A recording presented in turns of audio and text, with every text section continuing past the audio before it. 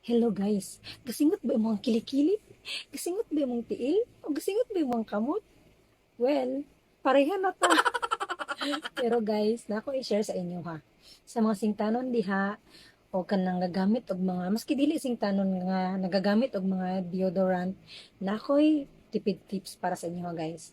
Kuan ni siya, Deo Ultra or non-sweat ni siya, nga underarm spray by Green Cup PH. Bali sa Shopee na ako ni siya napalit guys. 50 ml lang siya. Pero, nakapalit mong ko ani kay naka-sale man gud ni siya. So, sa 90 pesos ni siya is duha na to siya, 2 pieces na. Pero ang regular price nila ani is I think 89 or 90. Pero kani siya tulo mi nagamit ani guys tanawa. Tulo. Tapos akong partner o akong anak ako. Tapos almost 1 month na ni siya sa amoa. Almost 1 month na ni siya. So hapit na siya mahurot pero tipid kayo siya guys. Bali watery lang ni siya. Bali spray lang ni siya sa inyong kilikili. Depende sa inyo twice or thrice ba na. Promise dili gud sington inyong ilok guys. Wala gud siya kaning dili gud siya mangamoy pagka ninyong gamiton. Tapos pag maglakaw sad ko ginagamit na ko ni siya, ginaspray na ko siya sa kuang kamot kay gasingot mo gud ako ang kamot.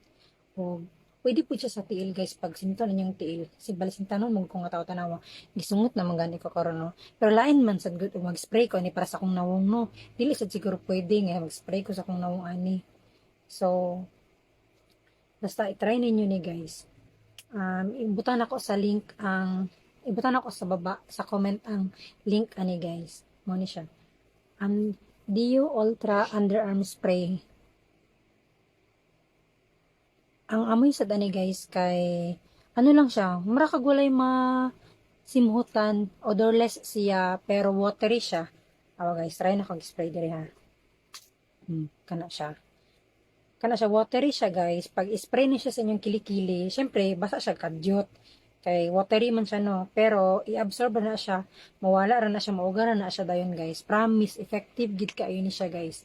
So sa mga singtanon diha, unta makatabing sa inyo ha, kay dakong tabang kay ni sa kuan.